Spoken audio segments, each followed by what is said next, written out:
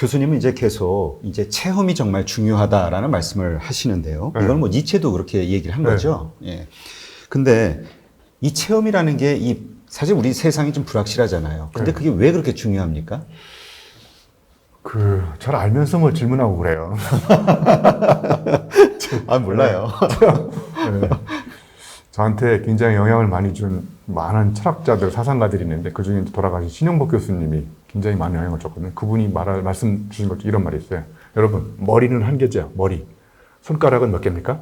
발가락. 10개죠. 그러니까 앉아서 생각하면 한 가지밖에 안 나오지만 나가서 해보면 10가지가 나온다는 거예요. 아, 그러니까 앉아서 생각을 하면 할수록 불행 피하기 기술이라는 책 저자도 이런 말을 했거든요. 숙고하는 것은 손전등이지만 나가서 행동하는 것은 전조등이다. 이런 얘기를 했더니 어떤 님이 전조등이 뭡니까? 이렇게 물어보는 놈이 있어요, 또. 그러니까 앉아서 계속 생각하면 요 근처밖에 비칠 수 없는 그런 빛밖에 안 나오지만 나가서 행동해보면 저 멀리까지 비칠 수 있는 엄청난 아이디어가 나온다는 거예요.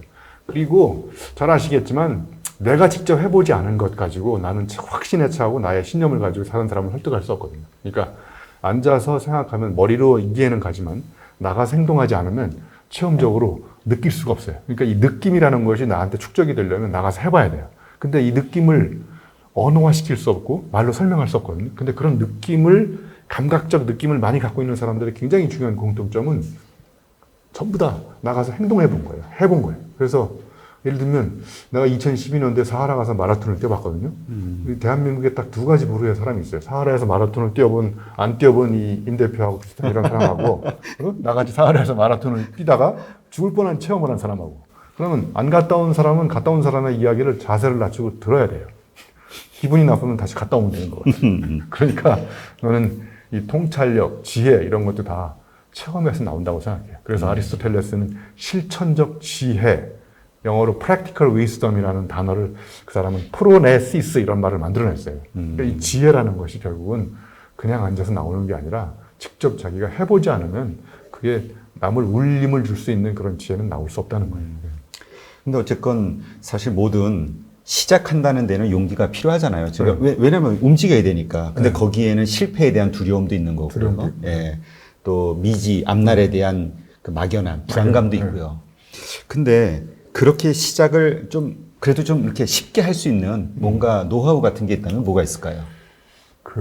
제가 자주 하는 말 중에 하나가 이런 말을 해요. 완벽한 때를 기다리다가 몸에 때만 낍니다.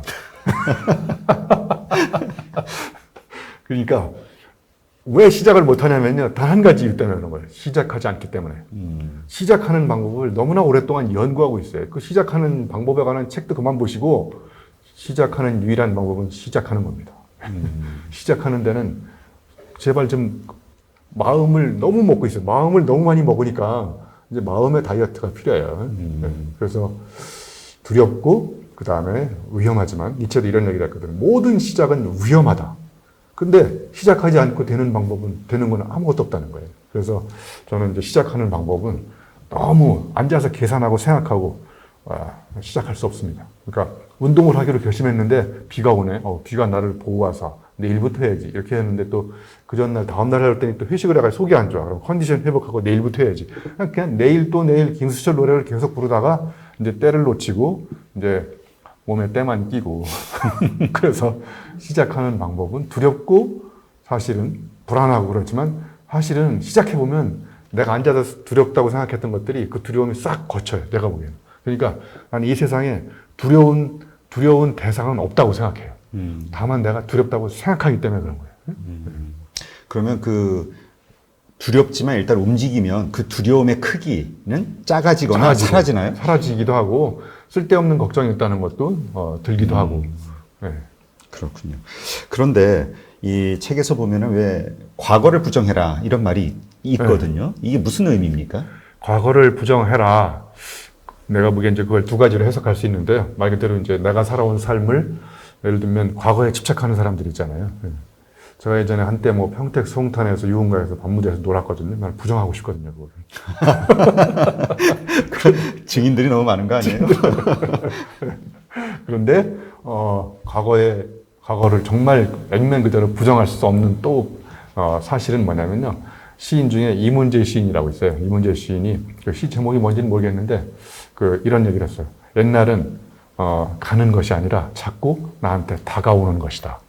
그러니까 예를 들면 옛날이 이미 흘러간 과거라서 그냥 통째로 부정하고 싶지만 근데 시간이 지날수록 내가 예전에 했던 것들이 자꾸 추억이 송글송글 이렇게 떠오르기도 하잖아요. 그러니까 과거는 이미 흘러간 저쪽에 있는 것이 아니라 현재와 함께 나하고 같이 살아가는 거예요. 근데 여기서 부정하라는 말은 자기가 갖고 있었던 과거에 대한 어떤 고정관념이나 집착, 쓸데없는 어떤 과거의 어떤 실패했던 체험이나 후회 이런 것들을 좀 철저하게 부정해야 그 부정의 부정이 결국은 또의 긍정을 낳기도 하잖아요. 그래서 그런 어떤 과거의 회귀. 그래서 우리 꼰대들은 늘 과거를 이야기하고 제가 보기에 리더 잘 나가던 때. 네, 잘 나가던 때. 내가 한때는 과장실에는 어땠는지 아냐? 뭐 내가 군대 가서 축구한 얘기를 계속 한다든지 뭐. 그러니까 꼰대는 과거를 향하지만 그런 과거를 저는 부정해야 된다고 생각해요. 근데 진짜 리더는 미래를 이야기하거든요. 네. 저 사람이 꼰대인지 리더인지는 과거를 이야기하는지 미래를 이야기하는지를 보면 알 수 있을 것 같아요. 아, 그렇군요. 그러니까 이야기의 그 많은 부분이 미래에 대한 이야기냐, 네. 과거에 대한 추억을 얘기하느냐, 이거에 따라서 꼰대냐 아니냐가 갈려지는 거군요. 그 전문 용어 중에요. 이런 말이 있어요. 휴브리스란 말이에요. 휴브리스. 휴브리스? 휴브리스. 이게 뭐냐면 정치 권력을 잡은 소수 집단이 여기서 잡은 권력의 노하우, 잡았던 노하우를 상황이 판이하게 바뀌었음에도 불구하고 또 다른 상황에 이 성공 체험을 반복해서 적용하려고 하는 인간의 어리석음을 사자성어로는 수주대토라고 그래요.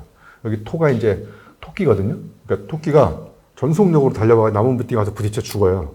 그러면 이 농부가 농사를 집어치우고 이제 토끼가 다시 올 걸 전제하고 여기를 계속 쳐다보고 있어요. 사실은 다시 잘 안 올 수도 있거든요. 그러니까 옛날 성공 체험을 부정하고 버려야 되는데 사람은 그 추억의 향수에 젖어가지고 내가 옛날에 했던 방법을 이 상황이 지금 엄청나게 바뀌었음에도 불구하고 이 상황에다 또 반복해서 적용하려고 하는 이런 어리석음 이런 것들을 저는 완전히 버려야 된다고 생각해요. 네. 그렇군요. 네. 근데 이번에는 반대로요.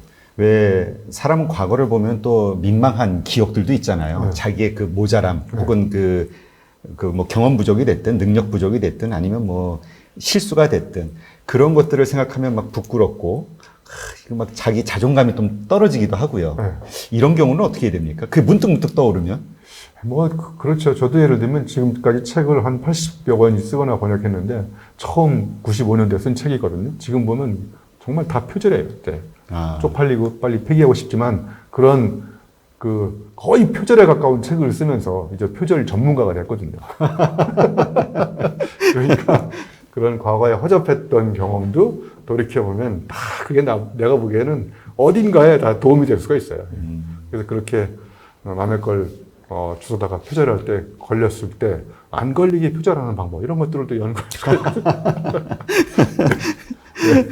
네. 그렇군요. 네. 그러면 이제 그러한 것들을 바탕으로 하다 보면 이제 결국은 이제 현재 시점, 현재 시점에서 뭐 우리가 또 살면서 실수도 하고 잘못을 할 수도 있고 뭐 그렇잖아요. 그럼 이제 그러한 상황에서 또 깊은 좌절에 빠질 수도 있고 뭐 정말 더 이상 내일이 없다 생각이 들 수도 있는 거잖아요.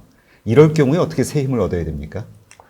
글쎄요, 실수, 실패, 이런 미스테이크, 이런 에러, 뭐 이런 것들이 저는 삶에서 버려야 될, 감춰야 될 어떤 악덕이 아니라 오히려 그런 것들을 잘 들춰내면 저는 언어 유희 같긴 하지만 색다른 실력은 어디서 나오냐면 색다른 실패에서 나오거든요. 근데 여기서 전제 조건은 어제와 다른 실패여야 돼요. 동일한 실패를 반복하면 그건 인간이 아니에요, 그건. 예? 그럼 뭐예요? 모르겠어요, 뭔지. 근데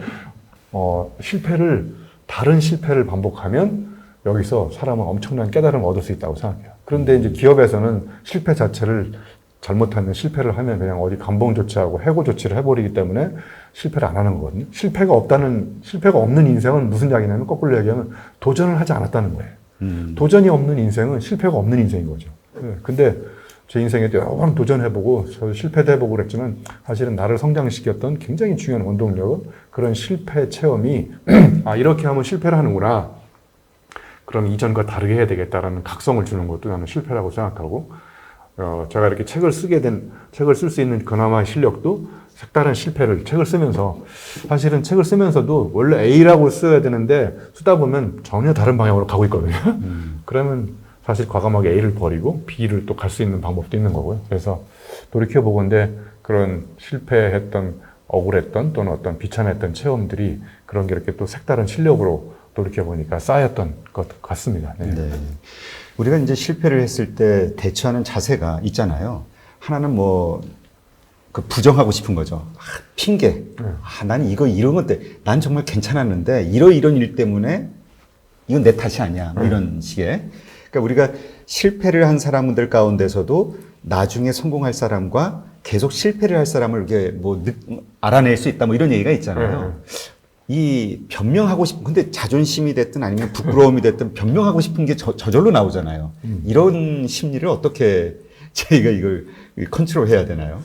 그 심리학 책에 보면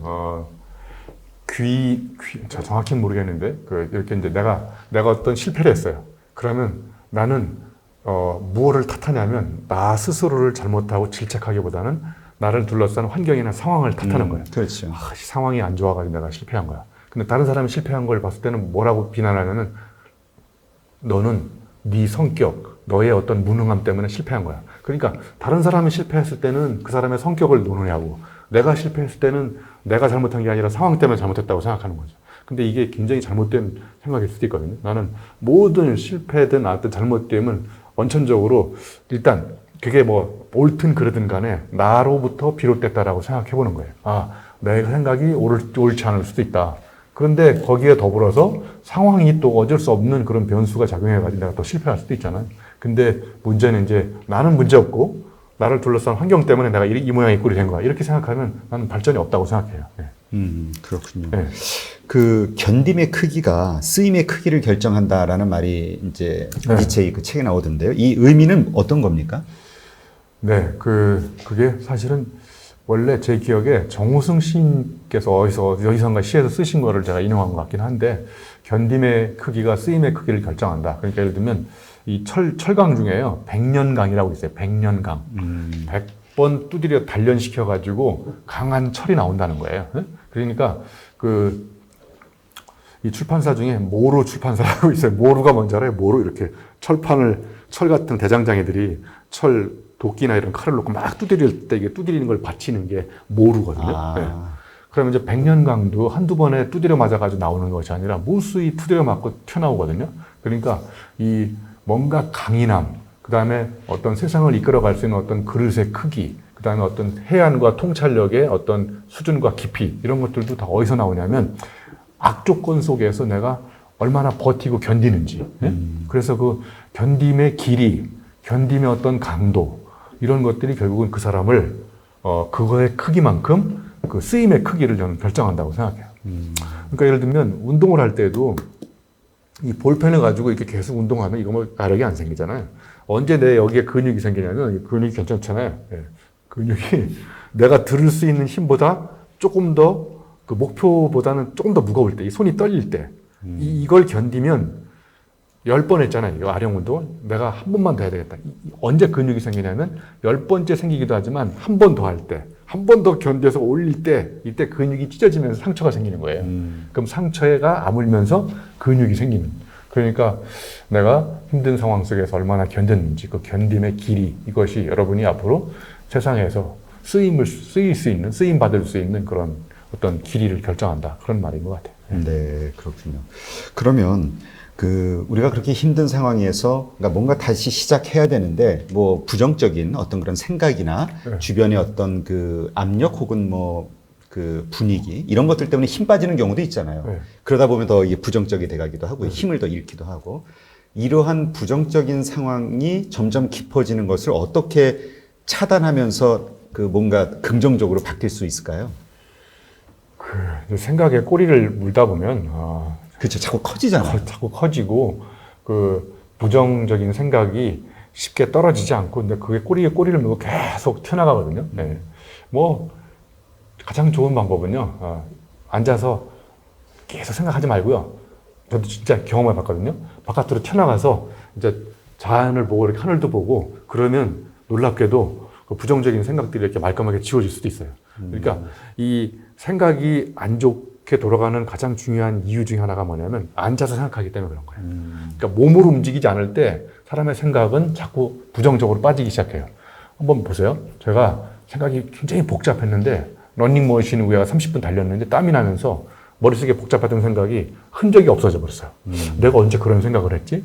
그러니까 사람은 언제 부정적인 생각을 자꾸 하냐면 앉아서 계속 생각할 때, 그럴 때 나는 가장 간단하게 치유할 수 있는 방법은 나가서 몸을 움직여 보는 거예요. 그러면 의외로 복잡했던 생각 이런 것들이 좀 말끔히 청소되지 않을까. 네. 그렇군요. 네.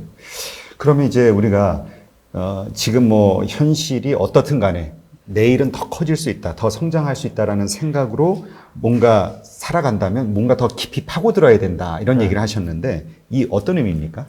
뭘 파고들어야 네. 되죠? 그러니까 그 여러분 나무를 보시면 나무가 위로 굉장히 높이 자라는 애들은 밑에 뿌리를 파보면 높이 성장한 만큼 아래로 뻗은 뿌리의 깊이가 굉장히 깊거든요. 근데 뿌리가 깊지 않고서는 높이 성장할 수 없거든요. 그러니까 내가 아래로 뻗은 뿌리의 깊이가 내가 위로 성장할 수 있는 높이를 결정하는 건데 사람들은 내 뿌리의 깊이는 별로 관심을 안 가지고 그냥 자꾸 위로 성장하려만 하는 거죠. 근데 성장할 수도 있어요. 근데 내가 보기에 오래 못 버티거든요. 그러니까 잡초의 경쟁력이 뭔지 아세요? 잡초? 잡초는 뿌리를 뽑아도 계속 나오잖아요. 그렇죠. 그러니까 잡초를 TRB라고 그래요. 탑과 루트의 비율. T가 20% 보이는 게 줄기 가지가 안 보이는 R 루트 뿌리가 80%인 거예요. 아, 그래요? 그러니까 보이지 않는 것이 보이는 걸 결정하는데 사람들은 너무 보이지 않는 것은 관심을 안 갖고 있고 보이는 것에만 신경을 계속 쓰는 거예요. 그런데 사실은 세상은 보이는 게 전부가 아니거든요. 그래서 내가 시간이 날 때마다 깊이 내려 뿌리를 뻗어야 그 뿌리의 힘으로 위로 줄기차게 자랄 수 있는 거예요. 줄기차게란 말이 줄기에서 나온 거 아시죠? 줄기차게 자라. 그러네. 진짜 줄기차게. 줄기차게 자라라. 그게 그 줄기예요? 하여튼 교수님하고 얘기하다 보면 뜻밖의 얘기들을 들어가지고 그러면 그 사실 이렇게 힘들다 보면은요, 뭐 사실 지금 시국이 정말 힘들잖아요. 지금 뭐 실물 경제가 너무 어려워지면서 자영업자들 뭐 거의 뭐 폐업 직전까지 간 분들도 많고요. 중소기업들도 뭐 그렇고 뭐 투자자들도 마찬가지죠. 그럼 뭐 다시 많이 회복되긴 했지만 또 많은 피해를 본. 근데 꼭 이 코로나만이 아니더라도 뭐 사업의 실패가 됐든 아니면 건강상의 어려움이 됐든 뭐 가족의 어떤 그 뭐라 그럴까요? 뭐 불화나 아니면은 뭐 병마 이런 것들 때문에 막 그 힘들어하고 고통스러워하는 분들 많이 있잖아요. 이런 분들이 그 힘든 그 상황을 돌파하는 데 아주 좀 도움이 될 수 있는 게 뭐 유머다 이렇게 생각을 하시는데 사실 이게 좀 너무 먼 거리 같거든요. 이게 왜 어떻게 우리가 그렇게 할 수가 있죠? 그런 여유를 가질 수 있죠? 그 유머라는 게 그 개그맨이나 코미디언이나 한 사람 한바탕 웃는 웃음이 아니고요. 유머는 지혜로 가는 관문을 열어주거든요. 어떻게 해요? 네. 그러니까 저 뜻밖의 상황, 그러니까 예를 들면 유머가 예를 들면 어디서 나오냐. 여러 군데서 소스가 됐어요. 동심에서 나오죠. 동심. 그러니까 예를 들면 사과 10개 중에 3개 먹으면 몇 개 남아 그랬더니 어떤 놈이 손들고 3개 남는다는 거예요. 왜냐면 먹는 게 남는 거니까. 그러면 지금 왜 웃었어요? 그냥 어이없어서. 그러니까 그 정상적인 기대했던 걸 저버린 거야. 그 사과 10개 중에 3개면 몇 개 남아 그러면 7개 남는다는 사람도 안 웃어, 절대로. 3개 남는다 그러니까 웃은 거야. 그러니까 이렇게 유머는 우리가 정말 심각하게 고민했던 것들을 빵 터지게 만들거든요. 갑자기. 왜냐하면 의외의 그 헛다리를 짚게 만드는 거야. 넘어지게. 그러니까 이런 가운데서 우리가 어려울수록 그럴 때일수록 우리가 이런 유머를 자꾸 써보고 그런 걸 쓰는 사람을 자꾸 만나서 한순간에 이 괴로움을 이렇게 잊을 수가 있거든요. 그런데 세상을 보면 심각한 사람이 많을까요? 아니면 유머스러운 사람이 많을까요? 심각한 사람이 많죠. 네. 근데 대부분의 정말 세상의 리더십을 발휘하는 사람들, 이런 사람들 보면 정말 유머러스한 사람들이 난 세상을 이끌어간다고 생각해요. 그래서 프랑스 시인 중에 폴 발레르가 이런 명언을 남겼어요. 심각한 사람은 아이디어가 없다. 아이디어가 있는 사람은 절대 심각하지 않다. 그런데 정말 심각한 사람들은 제가 어디 가서 많이 보냐면 이렇게 직급이 높으신 분들 있잖아요. 네. 직급이 높을수록 심각하더라고요. 그 짐이 무거워서 그런 게 아닐까요? 근데 아이디어가 없기 때문에 심각한 거예요. 아, 그래요? 아이디어가 많은 사람은 정말 심각하지 않아요. 이 어렵고 힘든 순간에 이게 엉뚱한 이야기 같지만 이럴 때일수록 우리가 자꾸 유머도 한번 찾아보고 그러면 한순간 이렇게 한바탕 웃으면서 갑자기 조금 전에 생각했던 심각한 것이 이 한바탕의 웃음으로 싹 사라질 수도 있거든요. 그렇군요. 근데 이제 많은 분들이 뭐 교수님뿐만이 아니라 많은 분들이 우리가 뭔가 통찰이나 지혜를 얻고자 한다면 뭐 종류를 가리지 않고 인문에 관한 책들, 철학에 관한 책들을 읽어라. 네. 그들의 어떤 삶을 좀 공부해라. 이런 얘기를 많이 하시거든요. 네. 근데 사실 그 삶이라든가 인문하면 보통 재미없는 거잖아요. 딱딱하고. 근데 이것이 왜 현재 이 복잡한 세상을 살아가는데 그런 것들이 그렇게 어떤 그 지혜의 어떤 그 힘이 될 수 있는 건가요? 그래서 이제 책이 여러 가지가 있지만 고전을 읽으라고 하잖아요. 고전. 예, 고전을 읽지 않으면 고전을 면치 못한다 이런 말을 하는 책이 있는데 고전의 공통점은 또 일반인들이 읽기 어렵게 써놨어요. 예. 이 철학자들의 굉장히 중요한 주특기가 뭐냐면 일반인들이 이해하기 어렵게 쓰는 글재주가 있어요. 그래서 누가 이런 얘기를 했어요. 고전이란 뭐냐? 그랬더니 고전이란 지금 다시 읽고 있어라고 말하지 지금 읽고 있어라고 말하지 않는 게 고전이라는 거예요. 이게 무슨 이야기냐면 나 지금 데미안을 다시 읽고 있어 그러면 쪽팔리지 않는데 데미안을 보통 중고등학교 때 읽는다고 하잖아요. 근데 나는 지금 데미안을 읽고 있어 그러면 쪽팔리잖아요. 근데 이렇게 지금 다시 지금 읽고 있지 이렇게 생각하는 거예요. 그런데 정말 시대를 불문하고 고전이 갖고 있는 위력은 인간이 갖고 있는 그 걱정이나 고민이나 문제나 이런 것들을 보편적으로 시대를 불문하고 이렇게 해법을 줄 수가 있어요. 예를 들면 니체만 하더라도 니체를 전복의 철학자라고 하거든요. 어떤 전복. 예. 전복? 뒤집어 먹는 거. 예. 뭐 전복을 먹다가 전복당하지 않는다 이런 얘기를 한 적도 있지만 아무튼 이게 얘는 뒤집는데 뒤특기가 있고 그 다음에 망치 철학자라고 그래요. 망치. 그러니까 세상에 있는 고정관념 타성들을 망치로 깨부수고 거기다 새로 집을 짓는 거예요. 그래요? 그럼 예를 들면 니체 책을 읽어보면 우리가 갖고 있는 고정관념, 타성, 습관, 통념들을 통렬하게 깨부수는 데는 정말 주특기가 있는 친구예요. 하나만 예를 들면 이 친구가 이 세상에 존재하는 사상가를 한 4가지로 분류한 적이 있어요. 뭐 피상적인 사상가, 뭐 깊이 있는 사상가, 철저한 사상가.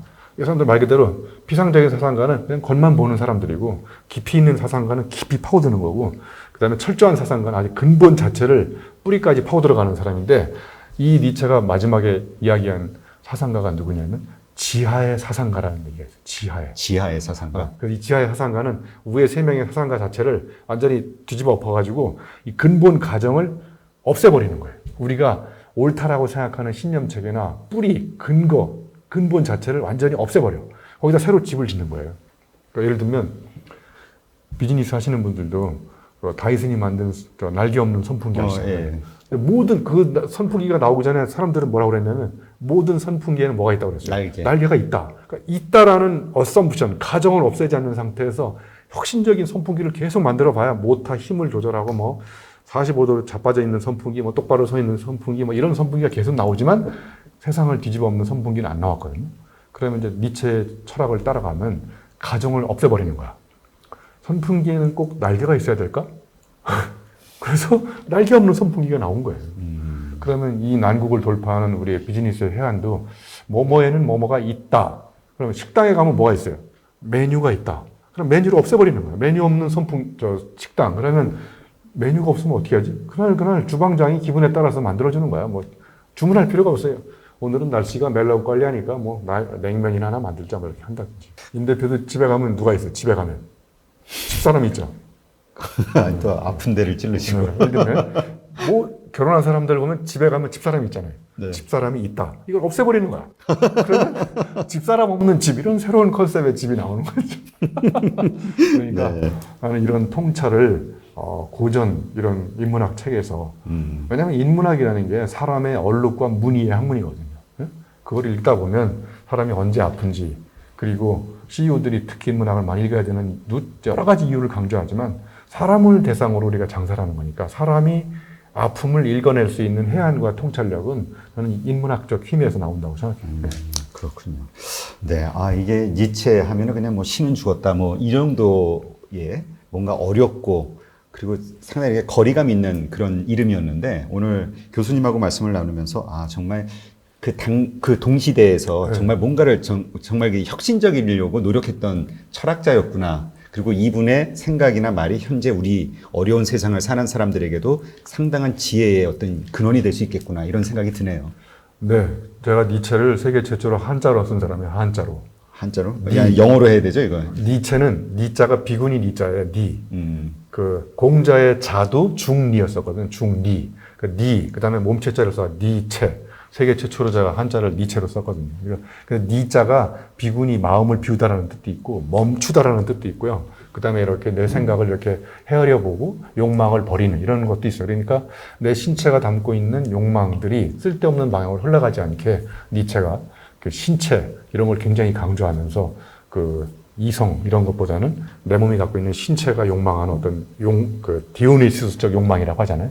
그런 것들을 강조하면서 이 몸을 정면에 부각시킨 굉장히 저는 전복의 철학자라고 생각해요. 그러니까 하여튼 우리가 아무리 힘들고 아무리 어려운 상황에 있다 하더라도 하여튼 용기 내서 그 상황을 깨기 위해서 행동으로 옮기면 다 네. 바뀌어질 수 있다. 이렇게 이제 좀 하면 될까요? 네. 난국을 돌파하는 해안이 니체도 이제 위버맨시라고 초인이라는 말을 쓰면서 밧줄에 매달려 있는 거예요. 매달려 있는 것 자체도 위험하잖아요. 그렇죠. 앞으로 가는 것도 위험하고. 그럼 어떻게 할 거예요? 가야지. 가야죠, 그래도. 네. 그럼에도 불구하고. 그게 저는 니체가 우리들한테 말하는 위험함에도 불구하고, 앉아있어도 죽고, 서서도 죽고, 가서도 죽을 거면 우리는 가자는 거죠. 네? 언제 죽을지 모르지만 그런 불안감, 불확실함이 오히려 저는 우리한테 굉장히 희망을 줄 수 있다고 생각해요, 역설적으로. 네. 하여튼 현재 어려운 환경에 있으신 분이라 하더라도 이 힘을 내시고 용기를 잃지 마시고 새롭게 도전하시고 실행을 옮기시면 뭔가 환경이 확실하게 어제보다는 더 나아지거나 네. 바뀌어지거나 그렇게 유리하게 네, 될 거라는 우리 교수님이 확신을 하시고 계시니까 믿고 한번 따라가 보도록 하겠습니다. 믿습니다. 네. 네, 오늘 이렇게 나와주셔서 고맙습니다. 네, 맞습니다.